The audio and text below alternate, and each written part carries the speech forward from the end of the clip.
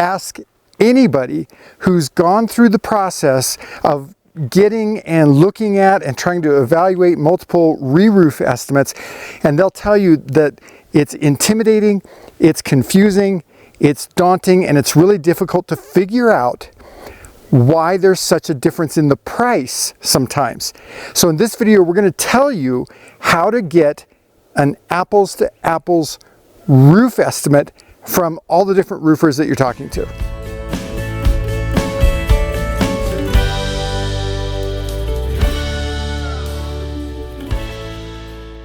Hi everybody, this is Tracy Bookman, owner of Homestead Roofing, and welcome to another one of our Walk in the Park videos where we normally take just a few minutes to talk about roof repairs, roof replacements, and the insurance claim process and answer your questions about those things. But today we're going to do things a little bit differently.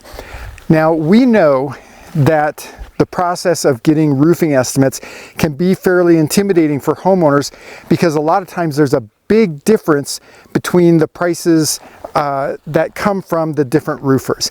And homeowners typically are not going to know why there's such a big difference, and so they're going to be tempted oftentimes to either go with the cheapest estimate because they think that's what they're supposed to do, or if they have an insurance company, an insurance claim that's involved, then a roofer might be trying to convince them to go with the most expensive option because they say that their insurance company will take care of paying for it all.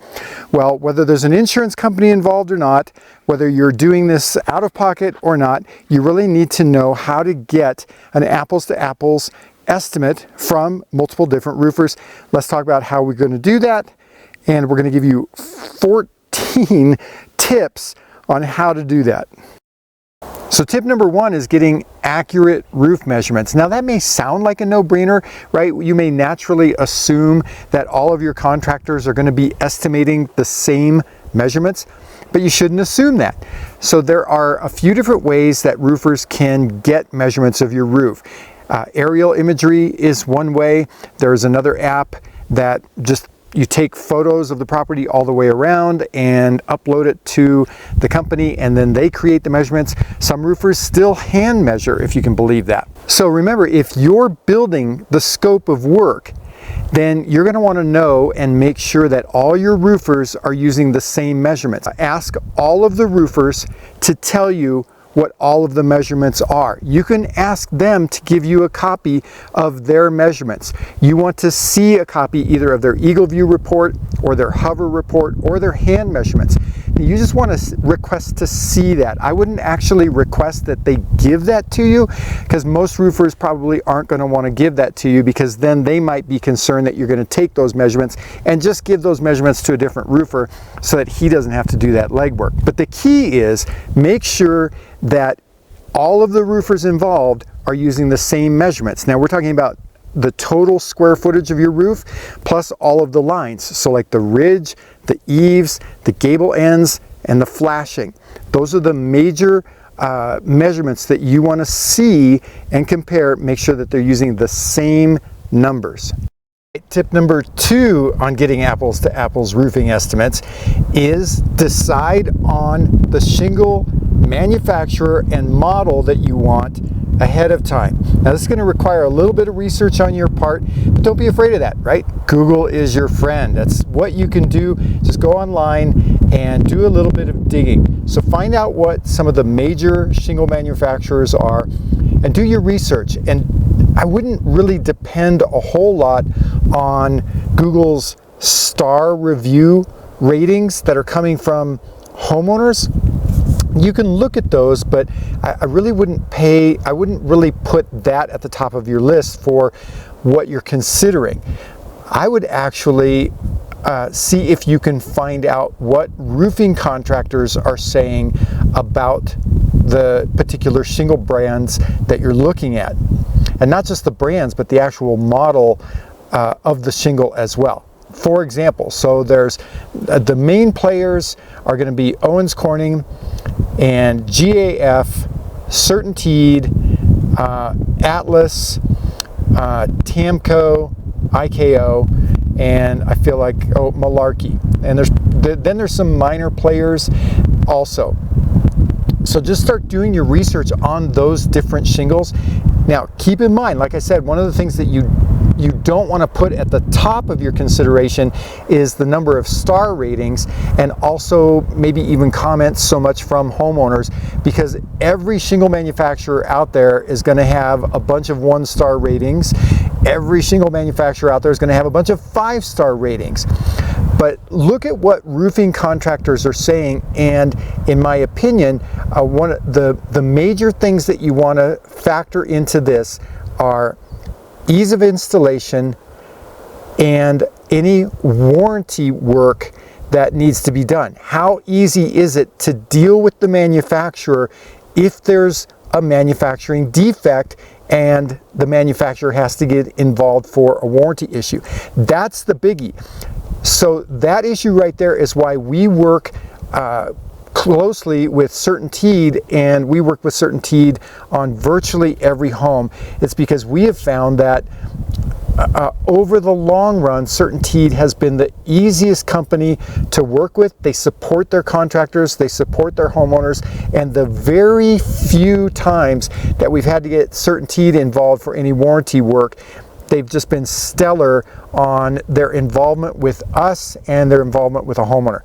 So do your research on that, and then put that in your RFP, your request for proposal. Tell the roofing contractor what shingle manufacturer you want, but also do your research, find out which type of shingle within that manufacturer that you want, right? Maybe you want the CertainTeed Landmark, that's their entry-level shingle. Maybe you want an upgraded shingle. Maybe you want a luxury shingle. So know those things beforehand and ask each roofer to include that particular shingle in his proposal. All right, tip number 3, what type of ridge do you want? Now this is a pretty simple one, right? Because you really don't have a whole lot of options for this one, but once you've decided on the shingle manufacturer that you want to use, then you want to decide what type of style do you want for your ridge shingles. So there's either just your standard ridge shingle, or maybe you want like a high profile ridge.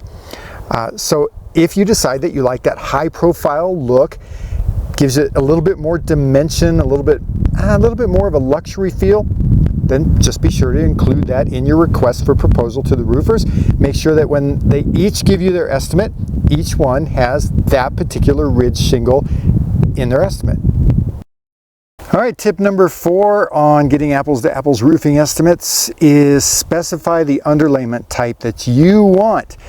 Again, this is going to require a little bit of research on your part, but it's going to be well worth it. Okay, so what I mean by the underlayment type is normally, maybe you've driven around, you've noticed roofs being torn off or roofs being installed, and you see that they're laying down a layer of material that goes on before the shingles go on. That is called your underlayment, and it used to be, back in the day, right, what, maybe 2 years ago, that the standard underlayment type was just that tar paper, the felt paper, just that black stuff that gets laid down.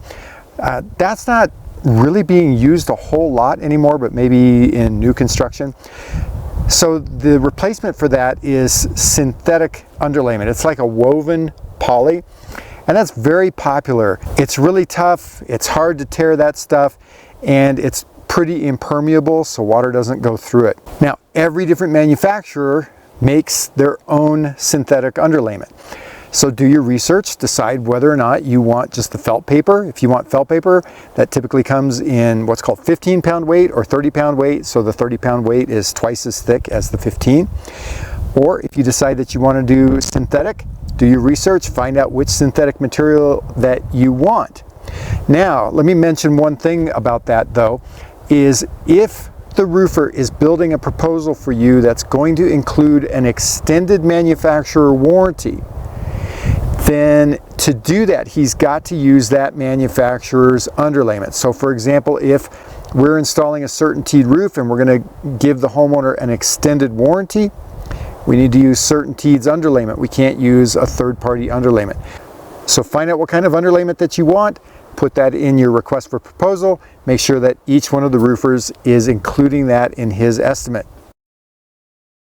Tip number 5 is about ice and water shield. So ice and water shield is, in some circumstances, is going to be an upgraded product, but in other circumstances it's a required product. How do you find out? So just call your local building department, whatever entity it is that's in charge of inspections and code requirements, code compliance for where you live, and just ask somebody there whether ice and water shield is required at your property. Now I specify at your property because even within a jurisdiction it may be different. So for example, where we are, ice and water shield is required if the home elevation is over 7,000 feet, but it's not required if the home elevation is below 7,000 feet. Call your local building department. Ask if ice and water shield is required. If need be, give them your address so that they can look it up. Then that way you know if ice and water shield is required, and you can include that in your request for proposal. If you need to know what ice and water shield is, we have some videos, and we'll link to those right up here in the top corner, or we'll also include those in the description down below. But if you decide that you want ice and water shield, regardless of whether or not it's required, include that in your request for proposal. Also specify the brand that you want, the manufacturer and the model that you want. Now this actually can get a little complicated for you, so if you need any help with this, feel free to give us a call and we can give you some pointers, because in some areas ice and water shield is only required at the eaves. In some areas it's required at the eaves and in the valleys. Maybe that it's required in the eaves, in the valleys, and along walls. In some areas it's required to go 24 inches past the interior wall line, and in some areas it's required to go 72 inches past the interior wall line. So you should get all of that information from your regional building department, or do your research and find out what you want on your home and ask each roofer to include that in his estimate. Tip number 6 on getting an apples to apples estimate for your roof replacement is drip edge, and specifically the drip edge location. So most jurisdictions are going to require drip edge to be at your eaves and also at the gable ends on your roof. Well, what is drip edge? Drip edge is just simply a metal flashing that half of it goes underneath your shingles. So the flat part up here goes underneath your shingles, and then there's a vertical part that hangs down in front of the fascia. So some of it goes at your eaves, which is typically where your gutters are going to be, and some of it goes at the gable end. So that's the exposed edge that you can see when you look at your roof. Just make sure that you're asking for drip edge at both your eaves and your gable ends, also known as the rakes. Make sure that your roofing contractor is including drip edge at both of those locations. Tip number 7 on getting apples to apples roofing estimates from your contractors is wall flashing replacements. Now, wall flashings, that's what typically goes behind the siding of your home and either down on top of the shingles or down underneath the shingles, depending on which kind of wall it is. So there's head walls, also known as end walls, and there are side walls.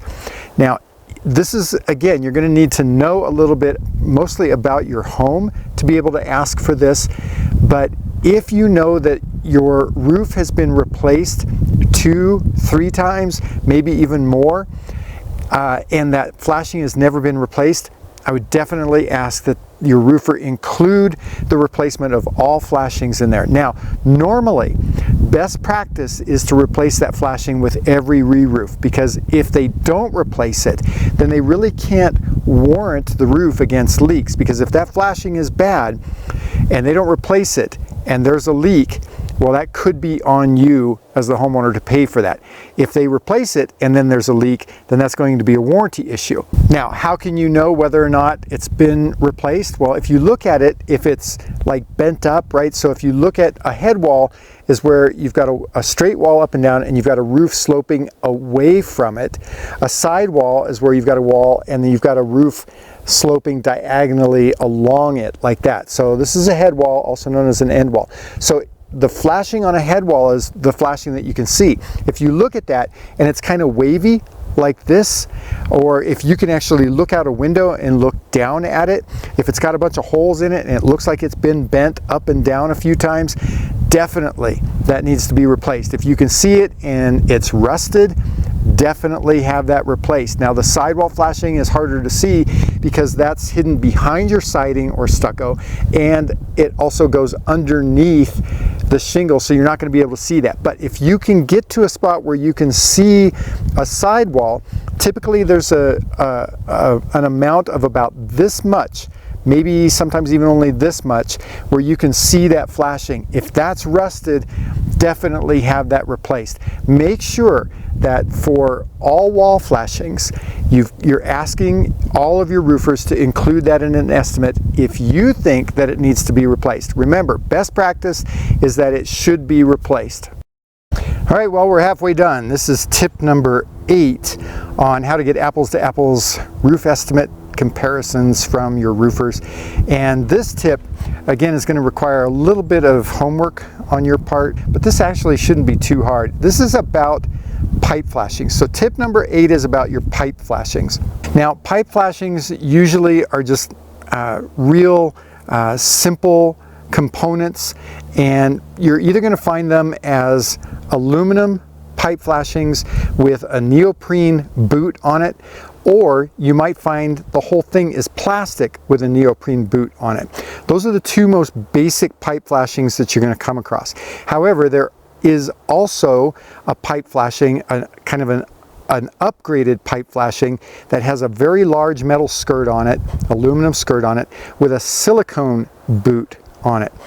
So by and large, I would just simply ask for the aluminum based neoprene pipe flashings to be included in the estimate, just to make everything easy and so that you can see apples to apples. Then if you decide that you want to possibly upgrade, then you can ask about that. But to keep everything easy, just ask for the aluminum base.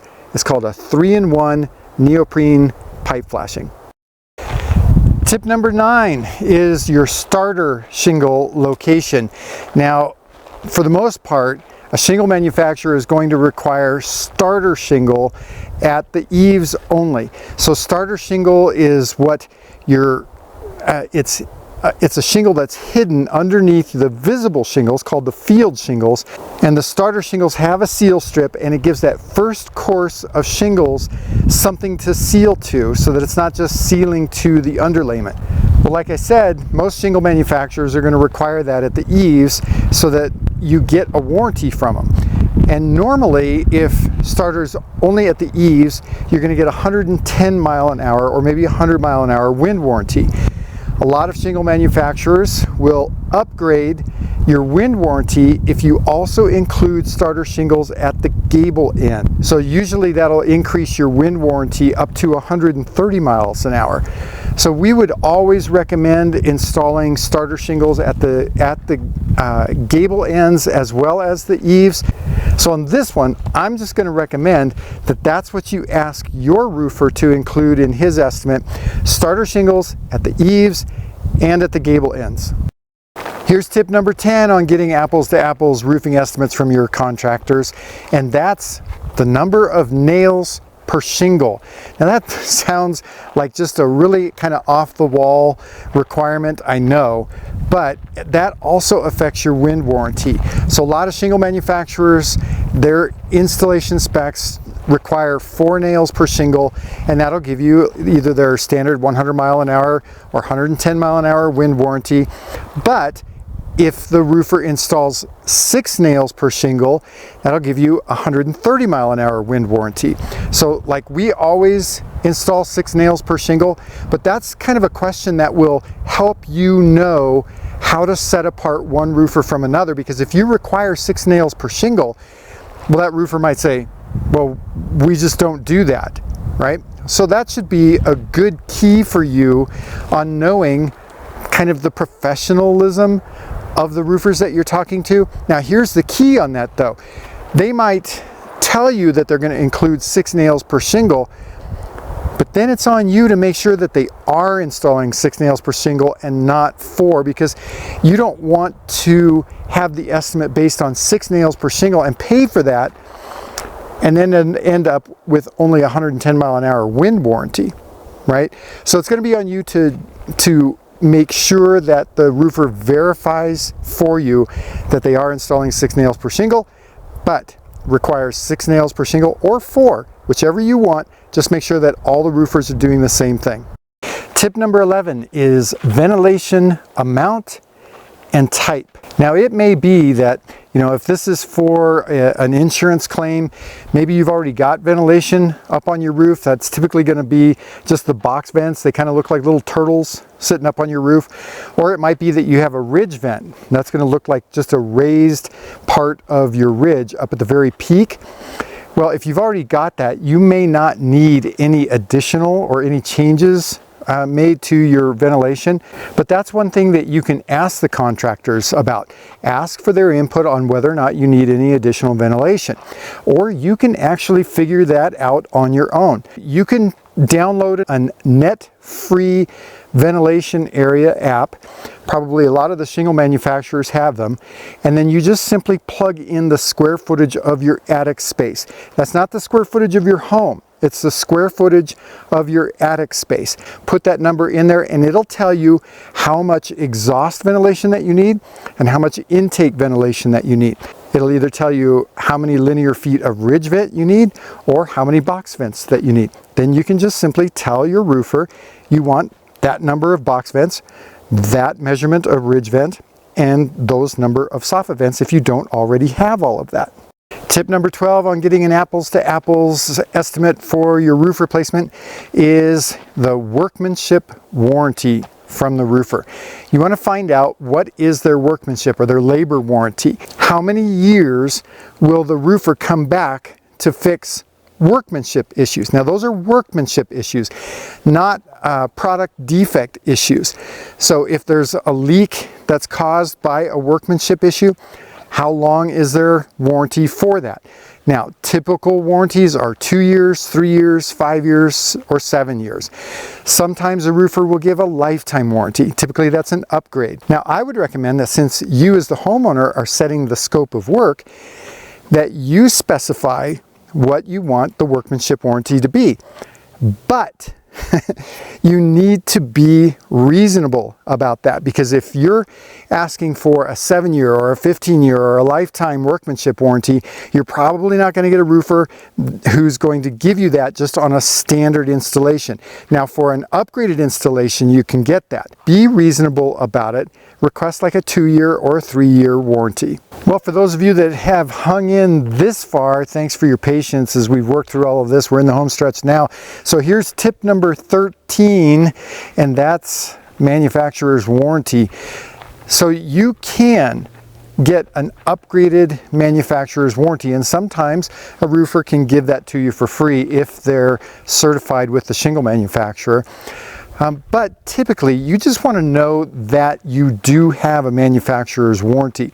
A lot of times a roofing contractor will install your roof and then not register that with the shingle manufacturer, and then if you ever have a manufacturer's defect off in the future, you may not have any recourse. So just put that in your request for proposal that you have a registered manufacturer's warranty, and if you want it to be an extended warranty, just to ask your roofer about the details of that, and then you can put that as a requirement. Here's tip number 14 on how to get apples to apples comparisons for your estimates for getting roof replacement, and that is ask the roofers that you're talking to if they see anything in your request for proposal that either is unnecessary, so that you've asked for that they think is unnecessary, or ask them if they see any omissions. Now, I've just given you the basics. There are other things that you could include in there, and if you do your homework and do your research, you might find other things that you want to include in your request for proposal.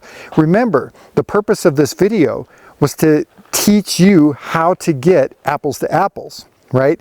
And the primary way that you do that is you as the homeowner set the scope of work, and don't let the roofing contractors set the scope of work, because every roofing contractor might have a different idea about what the scope of work should be. So this is on you as the homeowner to set the scope of work and ask for different proposals from the different roofers.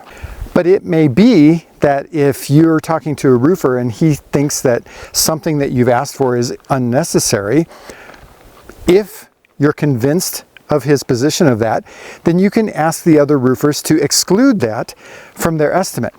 If a roofer tells you that you've omitted something that needs to be in there, maybe he's included it in his estimate, then you can go ask the other roofers to include it in their estimates as well. Again, remember, the idea is that all of the estimates that you're looking at have the same scope of work. So then, you know, you're truly looking at equivalent estimates, so that way if the prices are different, then you're going to know that it's based on what they're charging you and not what they are or aren't going to do on your roof.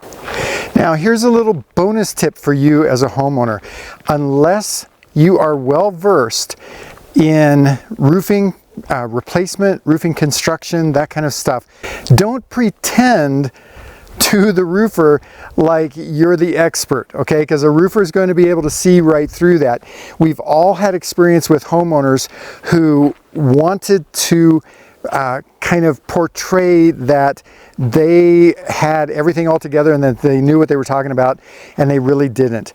So you know, don't give off to the roofer that these things are absolutely non-negotiable because you know what's needed. Remember, this is just kind of a foundation. It's a springboard for you. This is here to help empower you as the homeowner as you're working through this process. So what I'm getting at is, if you're going through this request for proposal with your roofer and you have a roofer who maybe he's a little snarky, right? That is possible. And he asks you, okay, well, why do I need to include XYZ on my proposal or on my estimate? Why do I need ice and water shield on my estimate? If you don't know the answer to that, don't bluff your way through it. If you haven't done your homework and you don't really know the answer and you try to bluff your way through it, your roofer is going to know that. Now, it doesn't affect the ultimate outcome, right? Because if he's still going to include that in his estimate along with all the other roofers, it really doesn't matter. But you don't want to embarrass yourself, okay? Now, I know that this video has had a lot of information in it. It's pretty involved, but I hope that you stuck with me through all of this because, like I say, I really want to help you as the homeowner, because a good client is an informed client. So any contractor who is professional wants to work with homeowners that are educated about the process. A contractor appreciates homeowners and clients that have done their homework and they know what they want, and this is going to give you the information to know what you want. But if you've got any questions about this topic or any other topic, please feel free to give us a call at our phone number right up here, 719-433-6991. You can also visit our website right down here, homesteadroofingcolorado.com. We've got a ton of information out there for you, lots of other educational videos. If this video has been helpful for you, please give us the big thumbs up. And if you've got any questions about this particular video, leave those in the comments section down below. We read and respond to all questions that we get on our video. We'd also love it if you would subscribe to our channel, click the bell icon up there so that way you get notified when we've got new videos. And until our next walk in the park, I'm Tracy Bookman, owner of Homestead Roofing.